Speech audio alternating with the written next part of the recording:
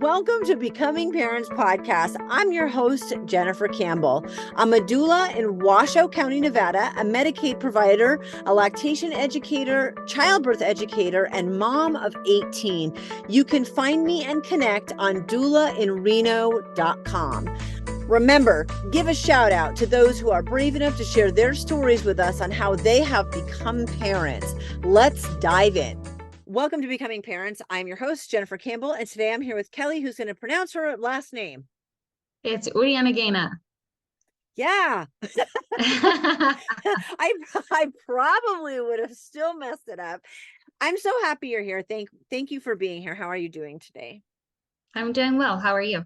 Good. It was actually me meeting you and having several conversations, and then you introducing me to a friend of yours that made me realize I really wanted to do a special release with the Becoming Parents podcast of local entrepreneurs. So this is for people who actually live in Washoe County and do most of our business in Washoe County, who are parents. So thank you for being my inspiration. Yeah, thank you for having me, and thank you for organizing this. Jump in and tell me how you became a parent. Well, I became a parent 18 months ago, so I have a little boy. In the journey to becoming a parent, I went to graduate school, so I feel like I became a parent later in life than most of my friends. Most of my friends have 3 to 4 children already, and I made PT school my baby for a really long time. And so after nurturing and growing that baby, I decided that I would like to become a mom. I've been with my husband for 10 years now. We've only been married for 2, but we were living in the Bay Area in a cramped space away from people. And once we had our baby, we decided to move back to Washoe County. And I think becoming a mother is really strongly rooted in my childhood. I lost my mother when I was 13. So I really wanted to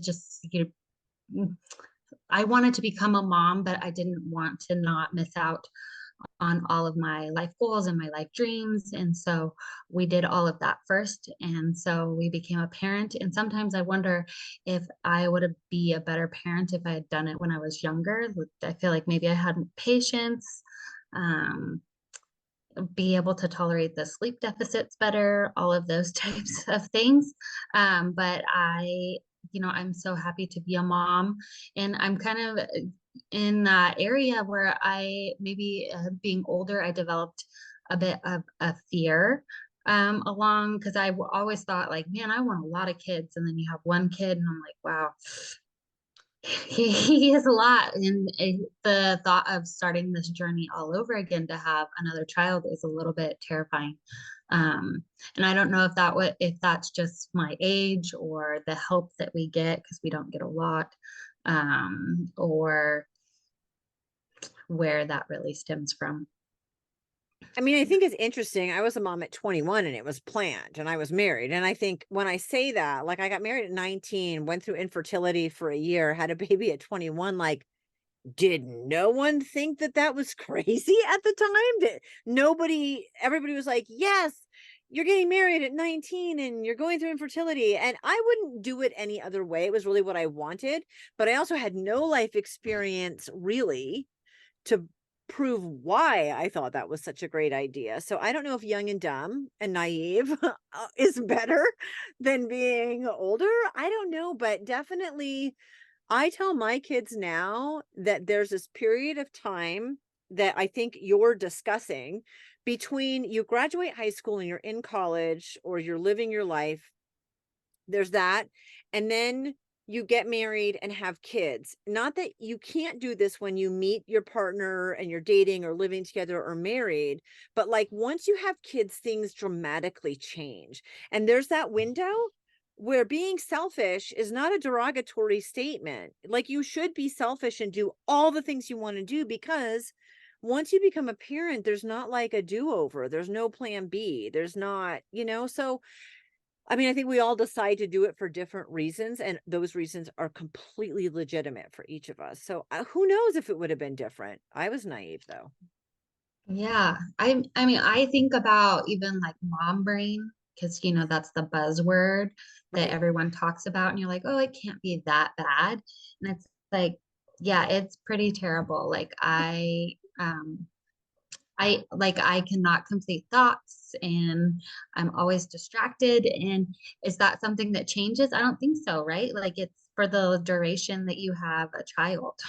No, I know. I mean, I was thinking about you coming on today with an 18-month-old, and I talked to my daughter who has 3 kids, 4 and under, or under 4. He turns 4 in December. And I have my 13-and-a-half-year-old, almost 14-year-old here. And she said something to me, and I just looked at her and said, "Thank you, but I don't need a parent." And I'm like, I hate seeing posts where they're like, "You think your toddler's bad? Wait till they're teenagers."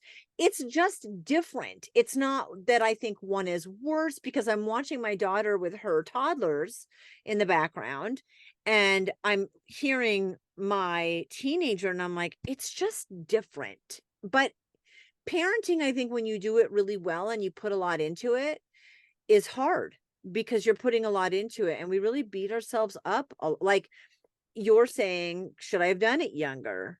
Like, you could beat yourself up about that. Was I too young of a mom? I could beat myself up about that. Women are great at beating themselves up. So I don't think there's any one answer. I think it's always hard. I think it's a different kind of tired, you know, Yeah. that like my husband works 50 to 60 hours a week and he's physically exhausted. It's not the same sort of exhaustion, because we have all these emotions tied up into it. It's not just I'm physically tired from lack of sleep. It's that plus everything else. And then you have mom brain, and we beat ourselves up about that too. So the struggle, it's real. Yeah. And I think maybe because of I like reading and my background of going to school forever, I feel like I take a problem and I digest it. And I try to find everything I can, reading the books, like how to whole brain child and gentle parenting and all this stuff. And social media doesn't help with any of that, right? Because everyone's like, oh, you should be excellent at these things. And probably reading all that stuff makes it worse. But my childhood was very, like my dad used to always say, like, you didn't come with a handbook.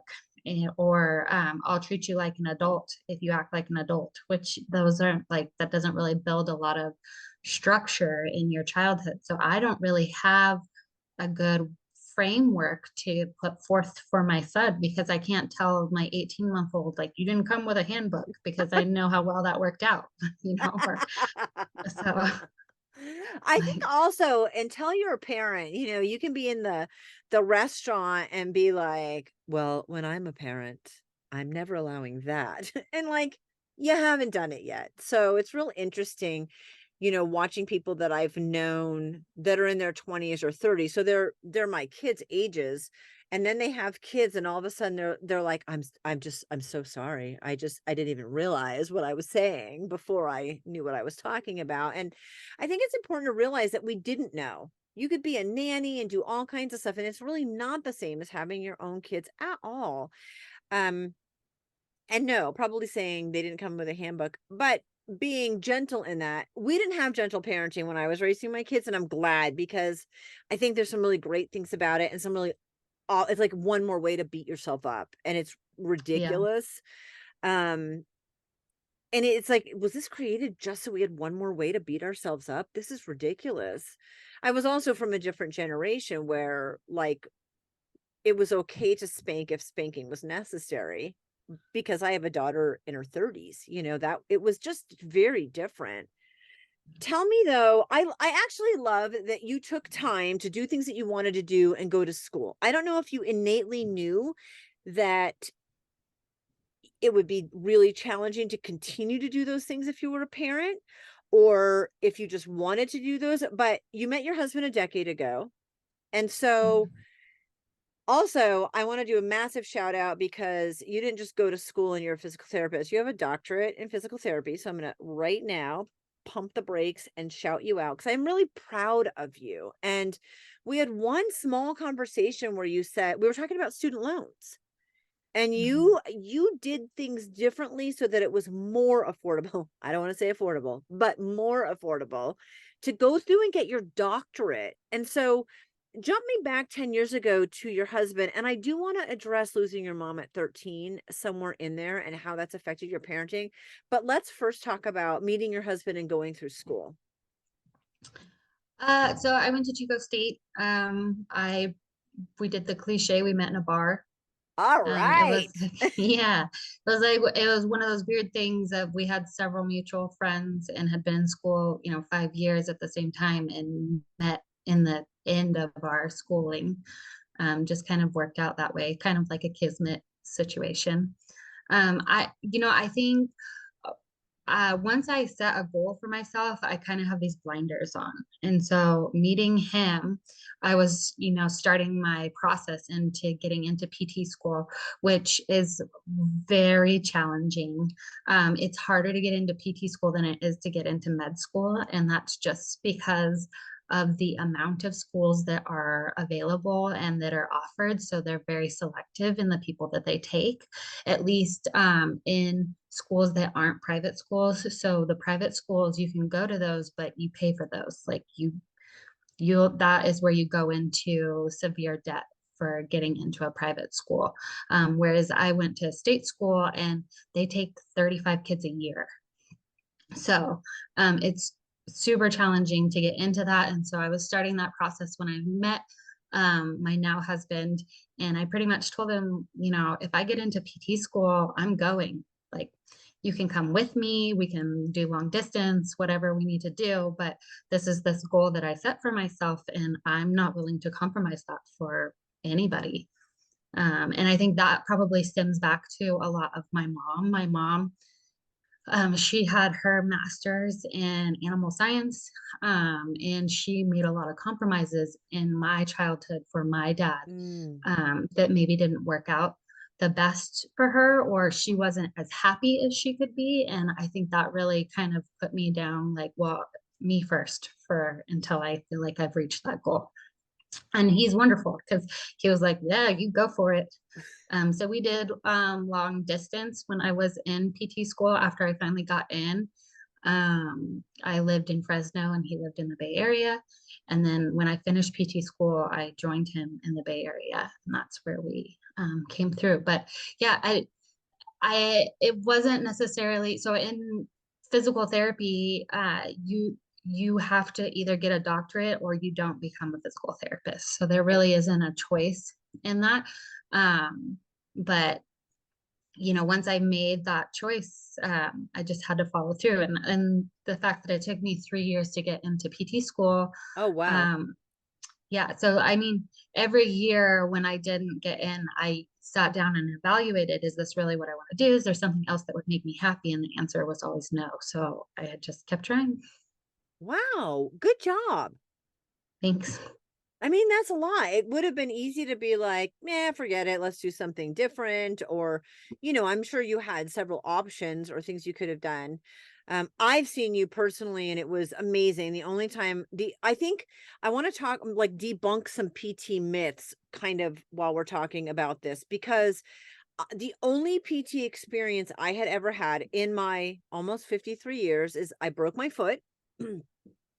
And I was in a boot for 6 months, and then after I got out of the boot, I have a great podiatrist who I love here in Reno, and then he was like, "Okay, now go to PT."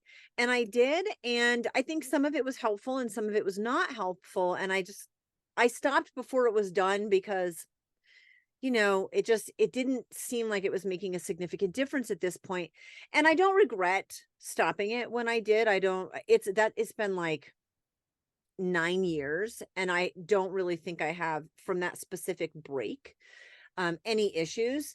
Having said that, they never looked at my whole body.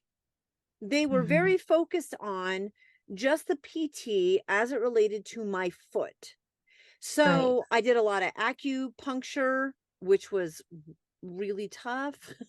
Um, uh, in the bottom of my foot. I've done it other ways and it was fine, but this was like, I don't know what PT specific acupuncture is. It was just hard. Um, but you come along 9 years later after having almost no PT experience, and you're like, "No, I'll do a full body evaluation." And I was like, "Okay, bring it on." I wasn't doubting your ability, but it just didn't make sense to me what that meant. So the myth that I want to debunk is that PT is only there post injury for that injury limited, because here I am like, "Okay, I'm here we are, evaluate me." And I could not believe how in-depth it was and how much you learned about me in this 90 minutes, and how much you helped me, how good I felt afterwards. So is this a common misconception, or is this a Jen misconception? No, it's really common, and there's a lot of things that I think play into this. I think that maybe the physical therapy board has not done their due diligence of defining a physical therapist, and some of that is because um, it's hard. There's a lot of different facets and areas that there is physical therapy available.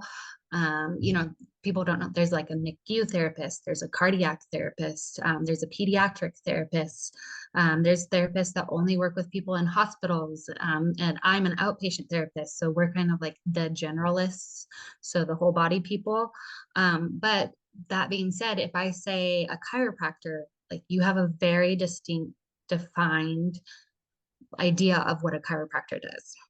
And so that is part of it, is that it's hard to define a physical therapist. So if you have had any experience in physical therapy, it could be very like variable, which makes it hard. But additionally, as I think that there are good doctors and there are bad doctors, and there are doctors that want to do the bare minimum, just because that's just who they are, and or maybe that is just the extent of the time that they've put into their education. I mean, I extensively take continuing education every year, 60 plus hours, and I'm only required to do 30 hours every 2 years or 15 hours a year in Nevada. So I'm very dedicated to continuing my education. And then some of that is people have given up because of Mm, the way that healthcare is, or health insurance. So, if you want to be this star physical therapist and do all of these things, but you can't get reimbursed for it with people's insurances, it kind of starts to tie people's hands and makes them, just do the stuff that is going to get paid. right. So I'm a little different, that I am a concierge therapist and I'm not contracted with the insurances because of those reasons. Like, I don't want to tell somebody that I can't do something for them because it's not covered, or I don't want to tell somebody that get that feeling of hopelessness, right? That I can't provide this care for them because I can't put this time in because their health insurance doesn't want to cover it. So I that was the love that problem. about you, even though it feels harder on the front end. And I know we have a mutual friend who's a chiropractor that says the same thing. And she's like, I can give better care and give better discounts and work with people the way I want to if I eliminate the insurance completely. And um that's just, it's always eye-opening when you can see it through a different lens. Or I don't have health insurance. We haven't had it for 7 years because it's so outrageously expensive. It would be more than a mortgage. It's not, I've never spent as much as we would pay per month, and then our premium. I've never spent that in a year, even when we had 3 ER visits. So like, why in the world am I going to pay for that for absolutely no reason to have shoddy coverage when I get it, you know? But I think lots of people, when I had great insurance, I felt differently about it. I wanted to do everything with Right. my insurance. So definitely it changes the lens. But when we've talked about it and it's like, no, I can actually give the service that I want, that's in the best interest of my patients, if I eliminate insurance completely and you super bill. So if I wanted to bill my insurance, you make it so that I can bill my insurance. So that part's, and I know that the chiropractor that we both know does the same thing, but that's it. That's the bottom line. And I mean, I get that even in doula, there's certain insurances that I don't mind looking into taking because it's a flat rate fee and I know what I'm getting paid. But if there's I'm not an insurance biller. For me, I just didn't want the exhaustion of feeling like you have to bill insurance and that's your job. So Mhm. there's a lot that plays into this. Because your son, there's a couple things that I want to ask you about. One is your son is 18 months old. You lost your mom at 13. I love that you decided to set goals and do them so that you could be very focused on that. And then you moved here to have a better life for you guys as a family unit, but you don't have as much support here, right? I mean, I am closer to my family here, Okay. but they're still about an hour away and they still work full time. So there's not a lot of assistance that they can give. Right. But being here, I mean, we were living in 1,000 square foot 2 bedroom apartment. Yeah. And now we have, a 4 bedroom house and a yard. And we're paying for our mortgage almost the same what we were paying for rent down there. Right. So, Yeah. um, and then it's but to have the space for him to run around and our dog can have a yard. So just the quality of life is a lot better, but still, uh, there's just not a lot of assistance. Right. The village isn't here. Yeah, I didn't have a village either. I didn't have family. I didn't have help like that. I had to kind of create a community, which I think was the community's changed as my kids' ages have changed, but having that community was huge and using each other as resources was huge to how successful I was as a mom of young kids. Tell me how do you feel parenting is better or harder since you lost your mom at 13? I mean, you were old enough to really understand what that was and what it meant. And I can't imagine how hard that would be to then become a mom yourself. Tell me about that impact. I mean, yes and no. Like, I'm old enough to understand that, she's not coming back. Yeah. But I don't think you fully ever really understand it until you go through life, right? Because you hit these milestones. My mom didn't even see me graduate from 8th grade, right? But then, go to high school and play high school sports and have boyfriends and there's a lot of stuff in life, moving away from home for the first time and starting college that you're supposed to troubleshoot with somebody. And typically that's someone's mom, right? Because they are close and the mom is the one that is going to be a little bit more involved with those things. And like I said, my dad was kind of like, if you're an adult, we'll treat you like an adult. So there's not a lot of guidance there. And I definitely missed my mom at every stage. So Mm. now I'm in the stage of being a first time parent. And yeah, there's a lot of questions that I wish that I could ask her. And even like silly questions, you know, I feel like an overreactive parent because everyone probably gets to this point. But, when he's sick, I'm like, is this a real bad sickness? Call your mom and be like, she'd be like, no, I've seen that 1,000 times. So even just silly stuff like that. But yeah, she doesn't get to experience anything to do with grandkids. I mean, she didn't get to see me grow up, let alone grandkids. So that's challenging. Yeah, I can't even, I mean, I can only imagine. I had, one of my daughter that's 23 called me a couple weeks ago and I said, "Hey, what's going on?" And she was crying and she's like, "I'm sick and I just wanted my mom." And like, holy cow, that's the best compliment ever. I wish they would all call me for little stuff like that, all the way to the big stuff. But it's definitely those moments. And um, yeah, I can imagine that that would be really challenging to be a mom now.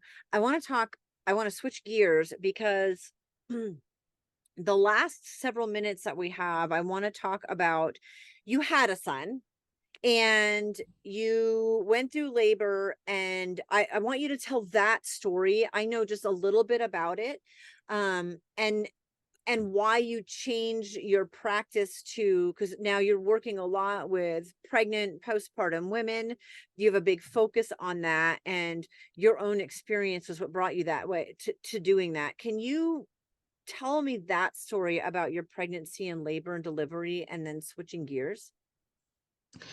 Yeah, so when I was pregnant, I was working in the outpatient clinic in the Bay Area. And so I worked till I was 8 months pregnant. And again, going back to defining PT, heavy outpatient manual orthopedics is really challenging. So I'm using my body to supply resistance for huge men and women, and I'm helping them. I mean, there was a man that had Guillain-Barré that he almost fell, and I caught him and put him on a table, and I'm doing this 8 months pregnant. And seeing 16 patients a day booked out 3 months in advance. So every day is like super busy, super fast paced. And my OB kept telling me that she felt like I was gaining too much weight and wasn't exercising enough. And I'm like, you literally have no idea what I do all day long. Like I exercise literally all day long. I showed a patient how to do box jumps when I was 8 months pregnant. Like there's no way that I wasn't getting enough exercise. And she kept telling me, keep walking as I've gained 26 pounds in my pregnancy. So I was frustrated with her because that was the extent of her guidance for exercise for me, is like to keep walking when what I was physically doing all day long was more taxing and demanding than walking, but she had no idea. And so then I went into labor early Saturday morning, and I went to the hospital, and I went through labor. I told them I didn't want any hormones, so I didn't want Pitocin to help progress me because of all the stuff that I read about it. Again, probably too heavily detailed. Um, and so they agreed with me, and then they gave me this drug called miso, which made me end up having contractions a minute apart. And they ended up having to give me medicine to slow my contractions, because my son wasn't tolerating it and I wasn't progressing quickly enough. So fast forward, I think it was like 36 hours later or something like that. Um, I got to 8 centimeters, but the OB, who was not my OB, I never saw her once the entire time that I was in the hospital. Not that I was particularly sad about that based on our relationship, but still, like we had this relationship. You think you're going to see your doctor and you don't. Um, she used scare tactics and told me that if I didn't do a C-section, then that there was a high possibility that I was going to have a colostomy bag and that my son would have to stay in the NICU because it would become an emergency. How true that was, because it didn't feel like the gravity of the situation was that like apparent to me. But so I ended up doing a C-section, which I thought that there would be more support in the hospital because I know of acute care PT. I've gotten men up out of the hospital bed from having a hernia surgery and taught them how to toilet and walk, and got them exercise. And little did I know, like none of that happens for moms who have a serious major abdominal surgery to have a baby come into the world. There's literally no assistance. And then after that, you see your OB, maybe 6 weeks postpartum, and they give you the same, keep walking, the same guidance that I got when I was um, pregnant. So, what if there's a mom who, was a triathlete, or a mom that wants to do something besides walking, and that is the best advice that she's given. So, I really am passionate about trying to step into those positions, whether someone's pregnant or postpartum, give them the guidance that I seem to not get and try to really understand them where they're coming from. So, if they're heavy manual orthopedic therapist, I know when they say they're exercising all day long, and I'm not going to get at them for thinking that they're gaining weight. I wouldn't get at someone for gaining weight anyways, but I would understand that journey a lot better than the time that my doctor wanted to understand it, because it didn't seem like she was really involved. So I think that there is a lot of ways that women could be supported better throughout their pregnancy and postpartum journey. And I would love to be a part of that for them if I can. I remember you telling me like you had your C-section and in the hospital you were like, so when is the PT coming to help me? And they're like, oh no, we don't do that here. And it's so overlooked. I mean, was the OB correct in what they said? I have no idea. But I know that if a good average for C-section rate is 10%, and the average in the US is 35, and we have a higher infant and maternal mortality rate than other countries, we're doing something wrong, period. Like, there's not really a question about if we're doing something wrong, it's that we just are doing something wrong. And then in these situations, it is a major abdominal surgery where you get no support. None. Zero. I got more for breaking the little bones in my foot than I ever did from my hysterectomy when they cut me hip to hip. I got none then. So I know exactly what you're saying. And it's so frustrating because as a mom, like I'm not a PT, I'm not a doctor. I don't know what the gaps are, what to even ask for. You did know what to ask for, and they were like, just walk. Like, that's so infuriating that all these women are basically suffering. And then they not only, and they don't know what questions to ask. And then if they ask the question, it's such a disservice. And you saw that. And so I'm grateful that you are changing the narrative on that. But how crazy that in that situation you had nothing and you knew what to ask for. Yeah, well, and even when I did ask the nurse, I need assistance getting up. I want to walk. She said, "Oh no, not now." She said, I'm afraid you'll fall." I'm like, "Oh, well, that would be an excellent place for a physical therapist to come help me, because they know how to prevent me from falling and want me to ambulate." So the nurses don't want to do it either. So, you know, or maybe they don't. I shouldn't say that. Maybe they don't have time to do it. But, when they tell you the 50 times that they interrupt you trying to sleep the next day, call us if you need anything. And so when I want to get up and get out of bed because I know how important it is, and they tell me no, then why am I calling you? So yeah. Yeah.